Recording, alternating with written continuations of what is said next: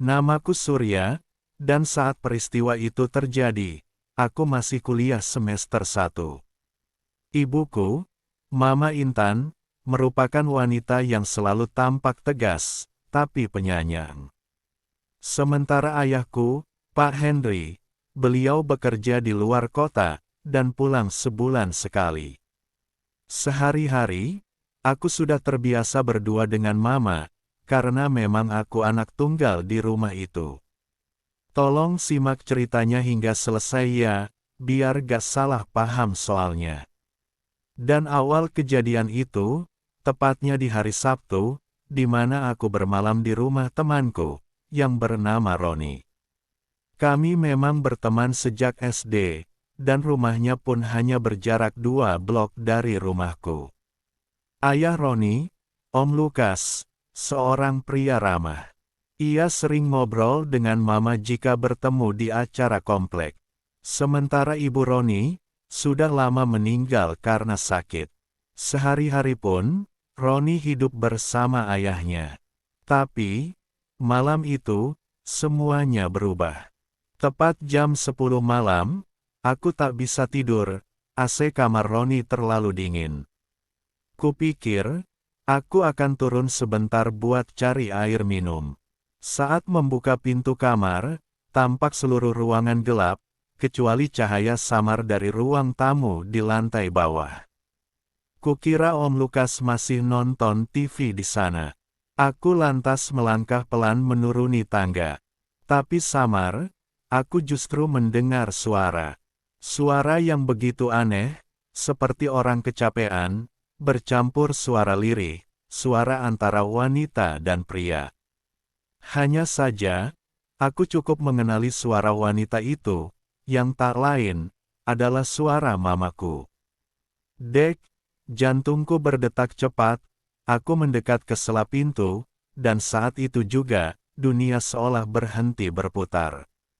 Di kursi ruang tamu yang biasa kugunakan main PS, nampak Mama duduk sambil menatap plafon, dan sesekali berseru dengan seruan indah.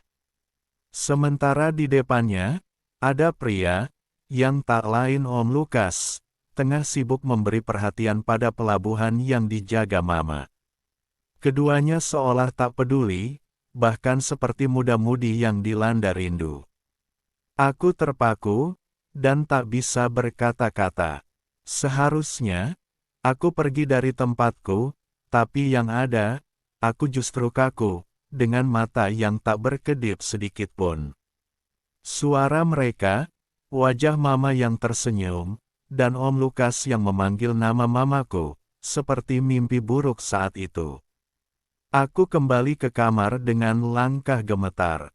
Roni masih tertidur, sementara aku, rebahan sambil menatap langit-langit.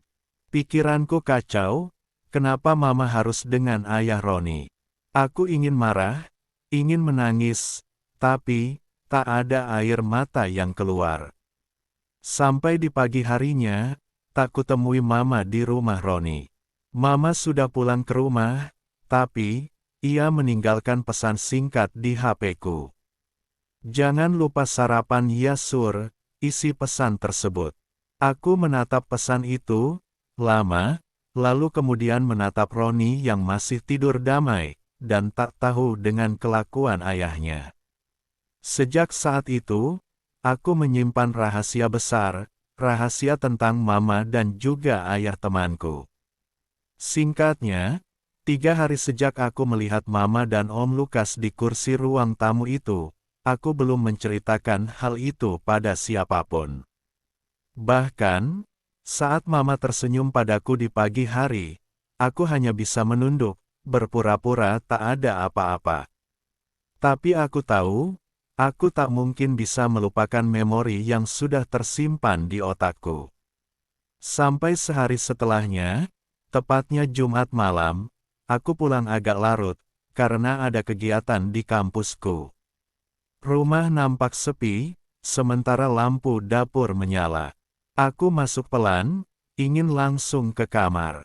Tapi, suara aneh, lagi-lagi terdengar di telingaku. Suara napas berat, gemeretak sendok yang jatuh, serta bisikan-bisikan misterius. Aku berjalan perlahan ke arah dapur, dan berdiri di balik lemari es. Betapa kagetnya aku, saat mendapati dua bayangan bergerak cepat. Nampak, Mama berada di meja dapur, sementara Om Lukas tengah melajukan kebaikannya sambil memberi perhatian lainnya. Saat itu, ingin aku menegur keduanya, tapi yang ada, aku justru mundur pelan, dan berlari ke kamar, dengan jantung yang berdebar. Singkatnya, di hari Minggu, Mama mengajakku ikut ke kebun belakang rumah nenek. Katanya, ia ingin bantu-bantu panen singkong. Aku pun menurut, kupikir, di luar rumah, pikiranku bisa lebih tenang. Tapi ternyata, Om Lukas juga datang saat itu. Dan lagi-lagi, aku mendengar suara itu. Saat aku sedang memungut plastik di dekat semak tinggi, ketika suara lirih itu terdengar, seperti suara yang sudah mulai akrab di telingaku. Aku mendekat, dari balik semak, aku melihat daster yang sudah terangkat. Sementara di depannya, ada Om Lukas yang bersimpuh dan memberi perhatian lebih pada rerumputan padang ilalang.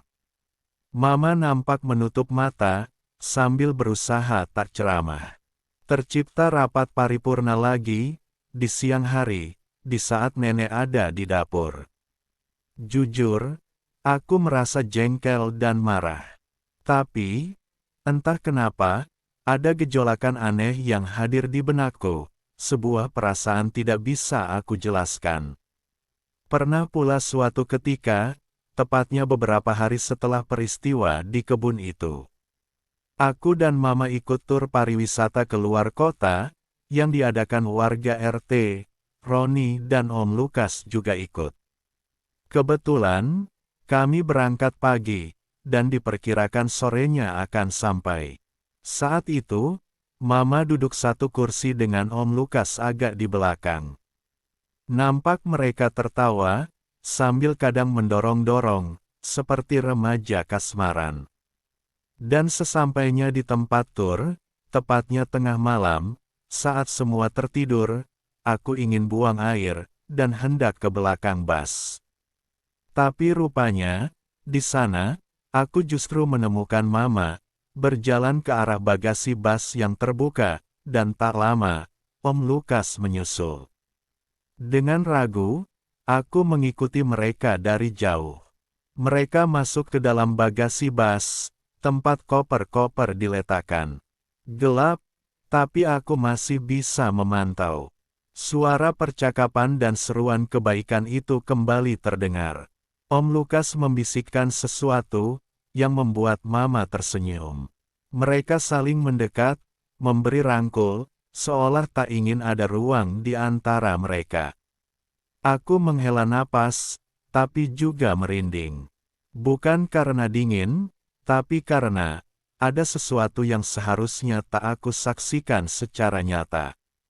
Sekali lagi, aku melihat Mama di antara koper, tengah menerima kebaikan-kebaikan dari Om Lukas dalam gelap. Tentu saja, aku emosi dan merasa hancur. Tapi anehnya, aku tak bisa berpaling, dan justru memantau hal itu hingga usai. Entahlah, aku tak tahu harus bagaimana. Setiap kali aku ingin melupakan, aku malah menemukan mereka selalu, dan di mana saja. Sepulangnya dari tur, bersamaan dengan itu, ayahku pulang. Malam itu sepi, bukan karena tak ada suara, tapi karena aku merasa sendirian, meskipun satu rumah dengan kedua orang tuaku. Ayah duduk di depan TV, menonton pertandingan sepak bola sambil sesekali tertawa. Sementara aku, sendiri di kamar lantai atas. Kepalaku berat, bukan karena memikirkan kuliah, tapi karena terlalu banyak suara di dalam benakku. Suara bayangan kejadian-kejadian kemarin, terus berputar-putar di benakku. Lama aku melamun sendiri, sampai tiba-tiba, suara ketukan pelan di pintu kamarku. Aku menoleh, dan tak perlu menebak siapa yang datang, karena suara langkah kakinya sudah kuhafal. Masuk aja, kataku pelan, Mama pun masuk. Nampak beliau menggunakan daster biasa, dengan rambut yang diikat asal. Sendirian aja, tanyanya, setelah menutup pintu kamarku. Beliau kemudian duduk di tepi tempat peristirahatanku. Aku mengangguk, sementara Mama tersenyum kecil. Gimana kuliahmu? Lancar, ucapnya. Pertanyaan yang seharusnya hangat itu, terasa seperti topeng, alias basa-basi. Biasa aja, sahutku singkat. Mama tahu sur, Mama menjeda ucapannya, membuatku menoleh. Jantungku berdetak 2 kali lebih cepat, karena tahu, ada sesuatu yang penting, yang hendak ia bicarakan. Mama tahu kamu sering memantau Mama sama Om Lukas kan, ucapnya. Sontak, aku kaget, harusnya, aku menegur. Mama saat itu, apalagi, aku sebagai putranya sudah mengetahui pengkhianatannya itu. Tapi anehnya, aku justru memilih menunduk, seakan merasa bersalah. Termasuk waktu di kebun, dan waktu di bus kemarin, Mama juga sadar, kamu sudah tahu semuanya, ungkapnya. Aku ingin menyangkal, lalu beranjak pergi, tapi, aku justru membeku. Kamu nggak perlu takut, nggak usah kaget, dan jangan cerita ke siapa-siapa ya. Kadang, Mama memang kebawa perasaan, kebawa suasana, dan kalau sudah gitu, ya, itu wajar, jelas Mama. Mataku mulai panas, tapi, aku tak tahu kenapa, marah, bingung, kecewa, atau malah sebaliknya. Mama sayang kamu sur, tapi, Mama juga ada kebutuhan lain, kamu pasti ngerti kan, ungkap Mama. Sejak kapan sejak kapan Mama sama Om Lukas seperti itu, tanyaku jengkel. Mama diam sejenak, nampak berpikir, lalu menatapku dengan mata yang tak bisa aku baca. Sudah lama, sejak kamu SMA kelas 2, jelasnya. Dek, jantungku kembali berdebar, itu 2 tahun lalu, 2 tahun, tanpa aku tahu, gumamku. Mama nggak pernah ada niat seperti itu, tapi, Mama juga manusia biasa, ucap Mama. Mama lantas memandangku, dengan mata yang tidak biasa. Bukan seperti ibu yang menasehati putranya, tapi, lebih dari itu semua. Om Lukas bukan yang pertama, ungkapnya, membuatku kaget sekaget-kagetnya. Selain Om Lukas, siapa lagi? Tanyaku singkat. Dulu, sebelum itu, ada Om Samsul, dan satu lagi, Pak Roto, gurumu dulu waktu SD, ujar Mama. Aku tersentak, dan benar-benar tak percaya. Mama yang kukira bijak, rupanya begitu gemar di belakang ayahku. Setelah berkata demikian, Mama lantas menunduk. Nampak air mata menetes dari sudut matanya, seolah menyesal. Surya, Mama tahu kamu benci sama Mama, ujarnya. Tanpa kujelaskan, rupanya, Mama sudah mengerti dengan perasaanku. Mama bahagia? Tanyaku ketus, namun, beliau tak langsung menjawab, bahkan hening sejenak. Sampai tak lama kemudian, beliau berkata dengan pelan padaku. Mama tahu, semua ini salah, tapi, kalau kamu tanya, kenapa Mama masih sama dia? Karena dialah satu-satunya, yang buat Mama merasa hidup kembali. Beliau kemudian, menjelaskan tentang kesehatan ayahku yang sebenarnya. Di mana, sejak beberapa tahun belakangan, ayah tak lagi bisa memenuhi suatu kebutuhan Mama. Dan hal itulah yang menjadi alasan Mama, untuk mencari alternatif lain, sebagai penggantinya. Jujur saja, aku memang tak begitu mengerti tentang masalah itu. Tapi, tetap saja, Tindakan Mama tak bisa dibenarkan, apalagi, itu sama saja dengan pengkhianatan. Sur, tadi Om Lukas wa Mama, wajah Mama mulai berubah, terus, tanyaku singkat. Dia bilang rindu, besok malam ingin ketemu, ucap Mama. Aku masih belum mengerti, kemana arah pembicaraannya. Ya udah, ketemu aja di luar Ma, sahutku, tapi, Mama langsung menggeleng. Nggak bisa, ayahmu di rumah, kamu tahu sendiri, dia pasti istirahat kalau sampai rumah, dan Om Lukas, cuma bisa malam, jelasnya. Perasaanku mulai merasa nggak nyaman. Maksudnya Ma? Tanyaku penasaran.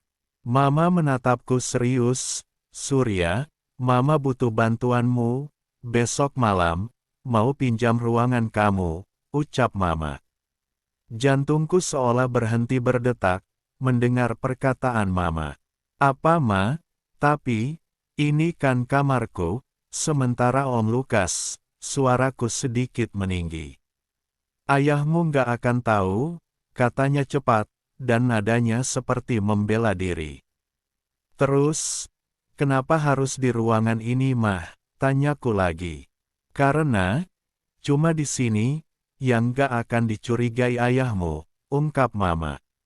Aku menggeleng berulang kali, kamu gak harus jawab sekarang, kata Mama, yang kemudian, beranjak pergi dari kamarku. Sungguh rasanya, seperti dibebani sesuatu yang terlalu berat, untuk pemuda seusiaku. Singkat kata, esok harinya, tepat jam 7 malam. Rupanya hujan turun dengan derasnya. Kukira, Mama dan Om Lukas pun bakal urung untuk meminjam ruanganku. Lagi pula, ayah juga sedang nonton TV di ruang keluarga, sehingga, tak mungkin pula Om Lukas akan nekat menemui Mamaku. Aku masih mengamati beberapa pesan WA yang ada di ponselku. Ketika akhirnya, suara gemuruh hujan membuatku ngantuk, dan tak sadar, aku terlelap saat itu. Entah sudah berapa jam aku tertidur, tapi, mendadak aku terusik, oleh suara yang sering aku dengar. Sejenak aku mengerjapkan mata, tapi, semua nampak gelap, lantaran, lampu kamar dipadamkan, dan menyisakan sedikit cahaya temaram dari tirai yang terbuka sebagian. Bersamaan dengan itu, di lantai, nampak tikar membentang. Aku mendapati seseorang berbalut selimut, dengan beberapa seruan pelan, gumaman, serta lirihan. Sontak, aku bergejolak, dan baru sadar, jika Mama saat itu sedang menerima, sementara Om Lukas memberi. Aku menggeremetakkan gigiku sendiri, lantaran, mereka tak peduli, jika aku ada di ruangan itu, dan tak peduli, bagaimana rasanya jadi aku.